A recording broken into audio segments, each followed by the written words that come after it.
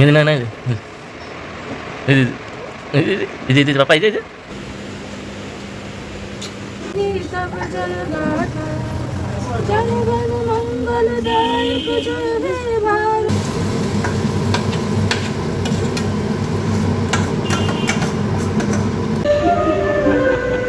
Hey guys, welcome back to my channel. আশা করি তোমরা সবাই খুব ভালো আছো, আমরাও বেশ ভালো আছি। আর তোমরা নিশ্চয়ই বুঝতেই পেরে গেছো এই ভ্লগটা গতকালের, অর্থাৎ 15ই আগস্ট। তো সেদিন হচ্ছে স্বাধীনতা দিবস, তো তোমরা সবাই জানো। তো সেটাই আর কি, সকালবেলা বাবুকে একটুখানি সাজিয়েছিলাম। তো হ্যাঁ, ওর বাবা অন্য ড্রেস এনেছিল। তোমাদের তার আগের ভ্লগে দেখিয়েছিলাম যে ওর বাবা এটা অনলাইন থেকে নিয়ে এসছে এই জামাটা। আসলে এই জামাটা না অনেক রকমেরই ছিল, ও আমাকে অনেকগুলোই দেখিয়েছিল, যেটা এক একটা জামা হয় পুরোপুরি ওপর 3টে কালারের। তো আমি সেটা একদম বলেছিলাম না, শুধুমাত্র ফ্ল্যাগের চিহ্নটা থাকবে বুকের কাছে, মানে হার্ট বিটের কাছে, আর ইন্ডিয়ান লেখা থাকবে, এরকম কোনো জামা। তো আলটিমেটলি পাওয়া গেছিলো, যদিও এই কাপড়টা কিন্তু ওই জার্সি যেগুলো স্পোর্টসের যে জামাগুলো হয় না, সেই স্পোর্টসের কাপড়ের। তো বেশিক্ষণ পরায়নি, বাচ্চাদের সুতির কাপড় পরাতে হয়, তো ওই জন্য বেশিক্ষণ পরানো হয়নি। ওই মানে 10 মিনিট বা 20 মিনিট বা তার থেকে একটু বেশি, আধা ঘন্টার মতো রাখা হয়েছিল। তো এখানে দেখো বাবুর ভীষণ ভালো লাগছে। আর হ্যাঁ, এই কিন্তু জামাটা আর প্যান্টটা কিন্তু আলাদা। তো ওই জামাটা পরে ওর খুব ভালো লাগছিলো, তো সেই জন্য ভাবলাম কয়েকটা ভিডিও তুলি, সেগুলো তোমাদের সঙ্গে শেয়ার করা যাবে। আর এই যে ওকে সাজাতে যে কি কষ্টর বলো না। তো ফ্ল্যাগটা নিয়ে কেউ কিছু মনে করো না যে বাবু ফ্ল্যাগটা নিয়ে ওরকম করছে, দিদিভাই তুমি কিছু করছো না, কিছু বলছো না, বা তোমাদের মনে কিছু মনে হতেই পারে। কিন্তু তোমরা একবার ভেবে দেখো, ও কিন্তু একদম ছোট, জাস্ট 10 মাসের একটা বাচ্চা। তো এখনও 10 মাস কমপ্লিট হয়নি, সবে মাত্র 9 মাস কমপ্লিট হয়েছে। তো 10 মাসে পড়েছে, তো সে কী করে বুঝবে ফ্ল্যাগটার রেড, মানে যেটা গেরুয়া কালারটা উপরের দিকে রাখতে হয় বা গ্রিনটা নিচের দিকে, এরকম না। এছাড়া এর হাতের যে ব্যান্ডটা, ওটা ওর বাবা আগের দিনে নিয়ে এসছে। আর আমরা প্রত্যেক বছরই ফ্ল্যাগ তুলি 15ই আগস্ট আর 23শে জানুয়ারি। তো ফ্ল্যাগটা আমাদের ব্যালকনিতে ছোট করে তোলা হয়, আগে একটু বড় সাইজে করে তুলতাম। আসলে এই স্ট্যান্ডটা পাওয়া খুব মুশকিল, তারা ছোট স্ট্যান্ড পেয়েছিলাম বলে নিচের দিকটা আর কি ফ্ল্যাগটা তুলেছিলাম। আর প্রত্যেকবার কিন্তু জাতীয় সঙ্গীতটা আমরা গাইতে ভুলি না, তো সেটাই আর কি বাবুকে নিয়ে এই প্রথম বছর আমরা দেশের প্রতি শ্রদ্ধা জানাচ্ছিলাম।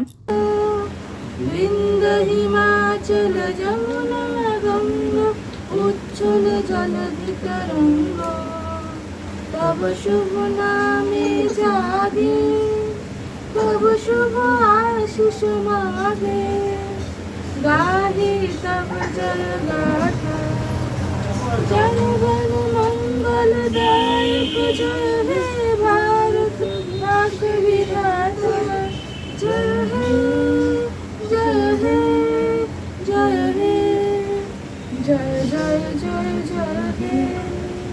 বন্দে মাতরম, বলো বন্দে মাতরম, मातरम वंदे मातरम वंदे मातरम।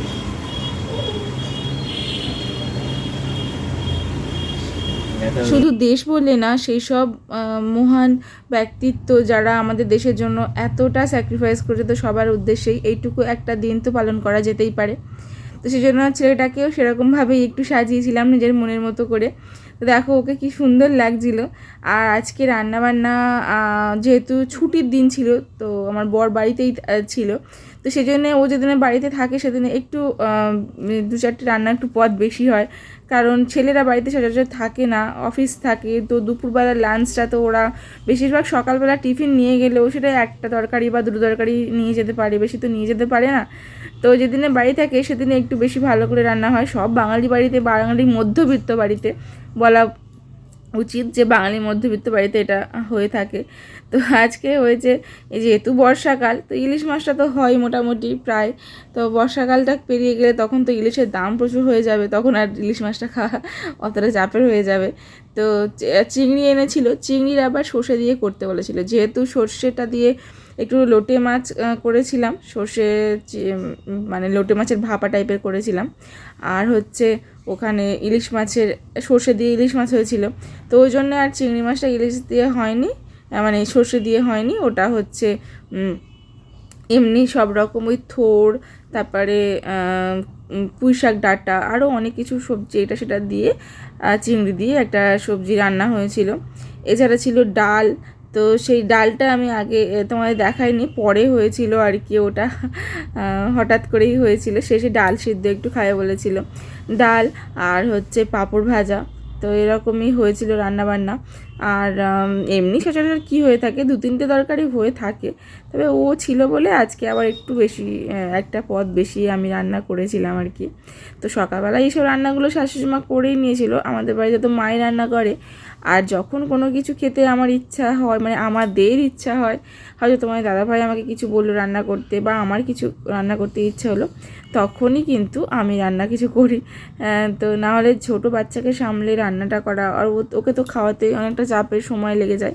যেহেতু বাড়িতে আমরা দুজনেই আছি, মা আছে আমি আছি, তাই জন্য একজন রান্নার দিকটা সামলায়, একজন সংসারের দিকটা সামলায়। তো এইভাবেই আর কি আমাদের ম্যানেজ হচ্ছে। তো এরকম করলেই ভালো আসে মনে হয়। তো দেখো এখানে আমি যে ইলিশ আমি যে নিহেড়ে মাছ বা লোটে মাছ যে যাই বলো ভাপাটা করেছি, ওখানে কিন্তু আমি সর্ষে, 2 রকম সর্ষে, সাদা সর্ষে আর কালো সর্ষে, তার সাথে একটু লঙ্কা, আদা, রসুন, পেঁয়াজ, অল্প একটু টমেটো, পুরোটাই পেস্ট করে নিয়েছিলাম। তো সেই পেস্ট করে নিয়ে পুরো কাঁচা মাছের সঙ্গে মাখিয়ে, আর হ্যাঁ সর্ষের তেল একটু দিয়েছিলাম, দিয়ে মাখিয়ে শুধুমাত্র কড়াইতে বসিয়ে দিয়েছিলাম, ব্যাস এইভাবে রান্না করেছিলাম। আর হ্যাঁ আজকে শুধুমাত্র আরও একটা জিনিসের শাক ভাজা, কলমি শাক ভাজা। আমার বর যখন বাড়ি থাকে একটু শাক আর একটু তিতো করতে মানে করি আমরা, কেননা ও বাড়ি থাকে না, তো সারা সপ্তাহ অফিসে থাকে। শাক মানে সবুজ শাক তো খাওয়া ভীষণ উপকারের, তো সেটা হয়ে ওঠে না ওর খাওয়া খুব বেশি, আর তার সাথে তিতোটাও হয়ে ওঠে না। তো বেশিরভাগ আমরা ওটাই চেষ্টা করি, দুটো যেন থাকেই সব কিছুর মধ্যে।